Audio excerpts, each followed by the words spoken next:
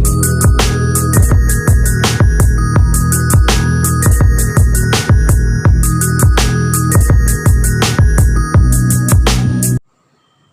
adik-adik, apa kabarnya hari ini?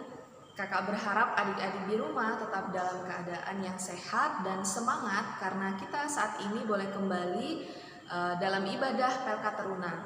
Dan pada ibadah kita hari ini untuk pelayan firman nanti akan dilayani oleh Kak Sinta. Sebelum kita masuk dalam ibadah, kakak mengajak adik-adik di rumah untuk kita sama-sama berdiri dan kita bernyanyi Mars Persekutuan Teruna. Bersemangat tanpa ragu-ragu kami Teruna GPIB, berkembang tumbuh di dalam Kristus dengan dasar iman teguh. Di kota dan yang ada di desa, Teruna satu adanya, terus maju dan berkarya untuk gereja, bangsa dan negara. Bersyukur dan selalu berdoa dalam suka dan duka, hormat patuh pada ayah bunda, cinta pada sesama. Siapkan diri sedari dini, wahai Teruna GPIB. Sang masa depanmu sendiri, Kristuslah penolong sejati. Teruna harapan negeri. Ya adik-adik di rumah, sebelum kita memulai ibadah, kakak akan memimpin kita dalam doa. Mari kita satu di dalam doa.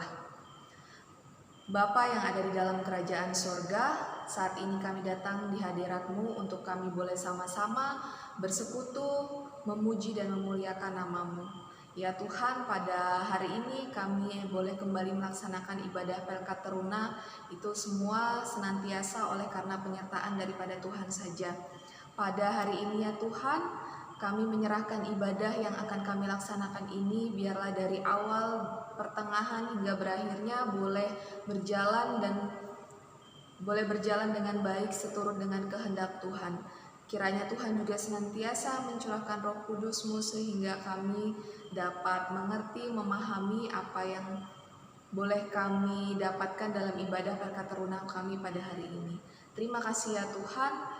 Ampuni akan segala dosa dan kesalahan kami. Kami serahkan ibadah ini hanya di dalam nama Tuhan Yesus Kristus yang adalah Tuhan dan Juru Selamat kami yang hidup. Amin. Adik-adik, tiba saatnya kita masuk dalam pembacaan Mada Responsorial. Mari persiapkan pembacaan kita pada hari ini yang terambil dari Kitab Mazmur. Pembacaan Mada Responsorial hari ini terdapat di dalam Mazmur 119 ayatnya yang ke-105. 119 ayat yang ke-105. Kakak akan membacakan pada kalimat yang tercetak keluar dan adik-adik akan membacanya pada kalimat yang tercetak ke dalam. Mazmur 119 ayatnya yang 105 yang menyatakan, firman-Mu itu pelita bagi kakiku.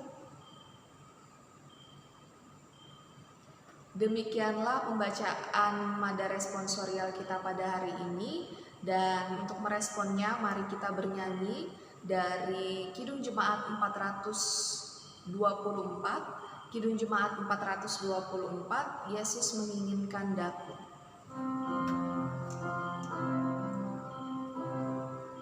Yesus menginginkan daku bersinar baginya, dimanapun ku berada, ku mengenangkannya. Bersinar, bersinar, itulah kehendak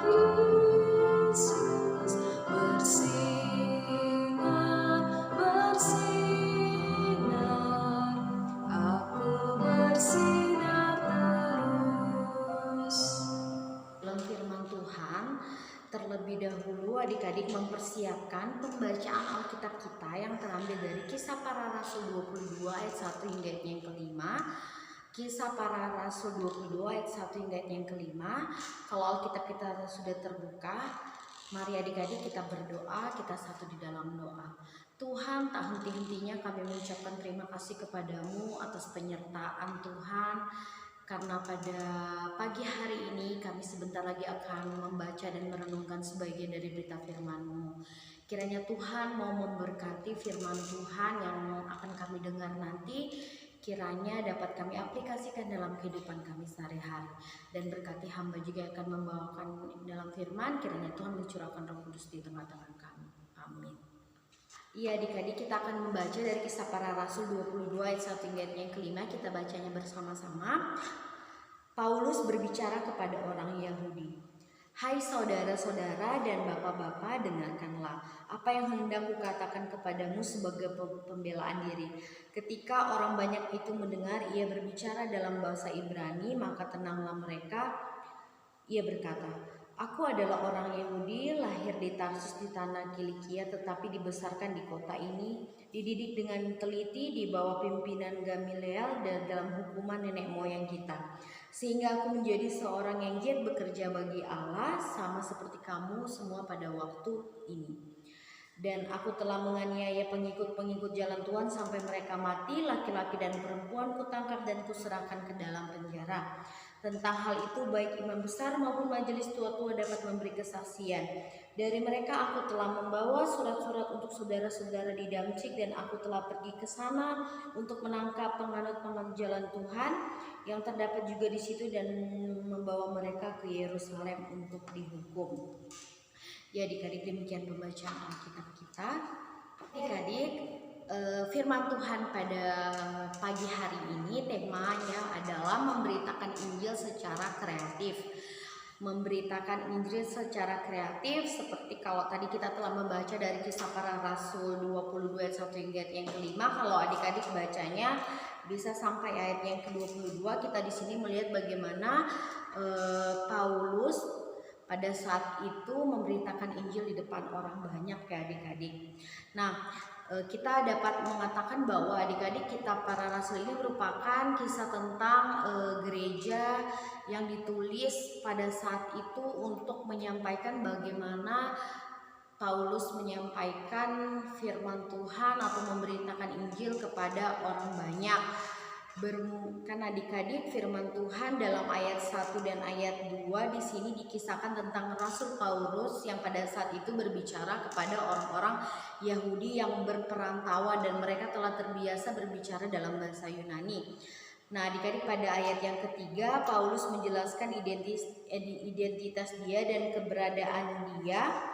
Sebagai orang Yahudi, dia memahami benar bagaimana kepercayaan orang Yahudi. Sekalipun ia dilahirkan di Tarsus, adik-adik bisa baca pada ayatnya yang ketiga tadi yang telah kita baca.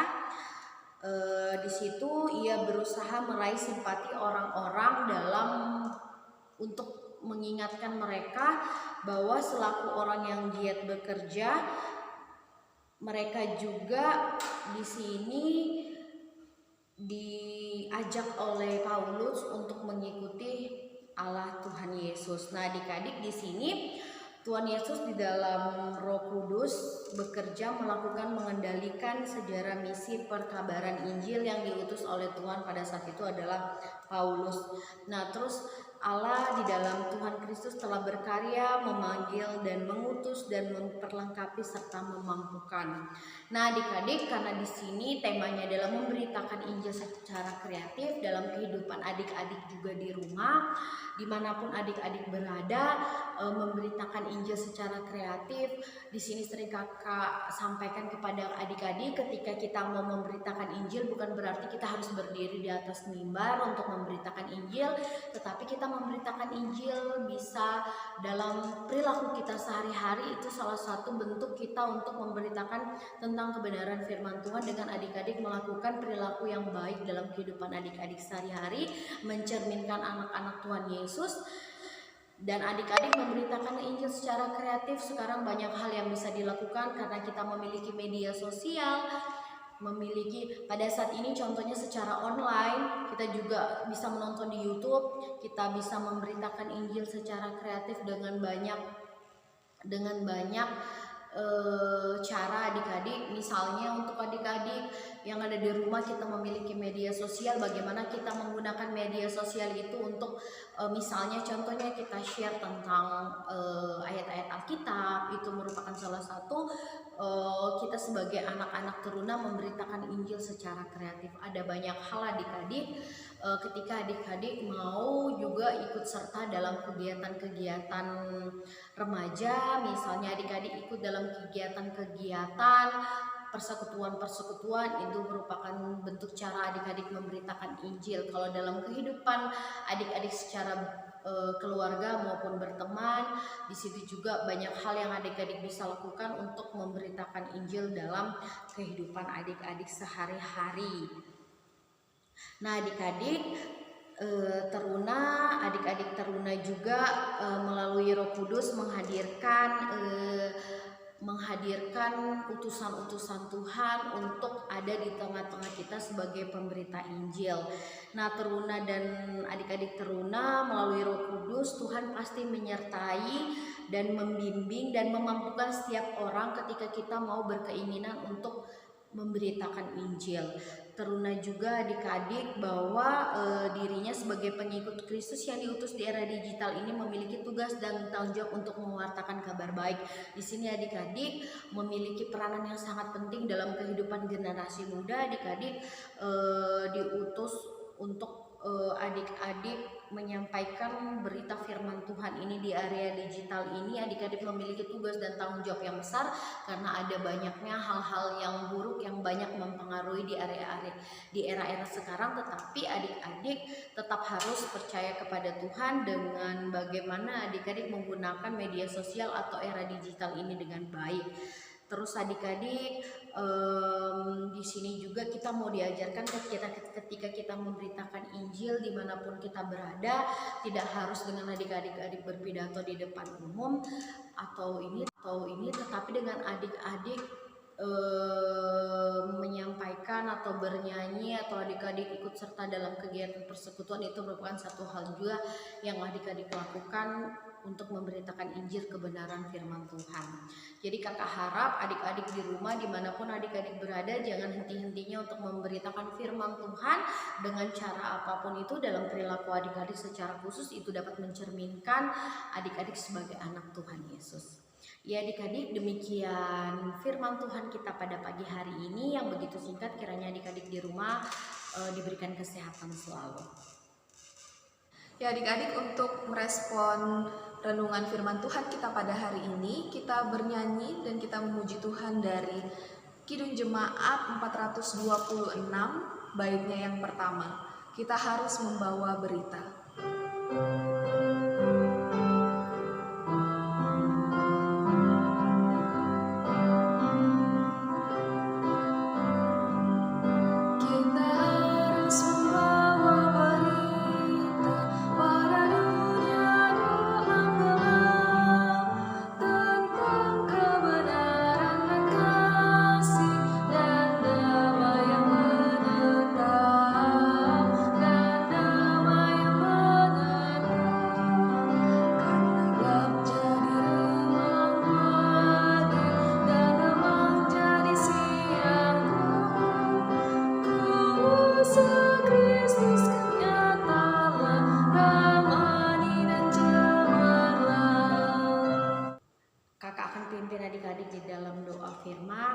Doa penutup firman, mari kita satu di dalam doa.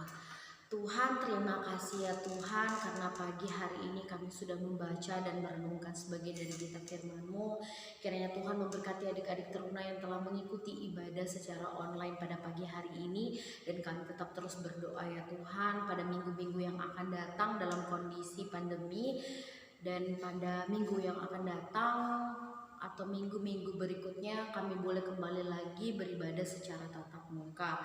Ya Tuhan, berkati adik-adik teruna yang di rumah yang telah mengikuti ibadah pada pagi hari ini. Kiranya Tuhan memberkati mereka dalam segala aktivitas mereka sepanjang hari ini. Ya Tuhan, inilah doa kami. Amin. Ya adik-adik, ibadah kita pada hari ini telah selesai. Kakak mengucapkan terima kasih kepada adik-adik di rumah yang sampai saat ini masih setia melaksanakan ibadah Pelkat Teruna. Meskipun kita belum bisa bertatap muka langsung, tapi kakak percaya Tuhan Yesus juga senantiasa menyertai kita dimanapun kita berada dalam setiap ibadah yang kita lakukan. Kiranya di minggu depan kita boleh bertemu kembali dalam ibadah Pelkat Teruna dan kita tetap terus berdoa dan berharap kepada Tuhan sehingga pandemi boleh berakhir atau paling tidak kita semua boleh kembali melaksanakan ibadah Pelkat Teruna secara tatap muka langsung. Demikianlah ibadah kita pada hari ini, sampai bertemu kembali di minggu depan. Tuhan Yesus memberkati. Shalom.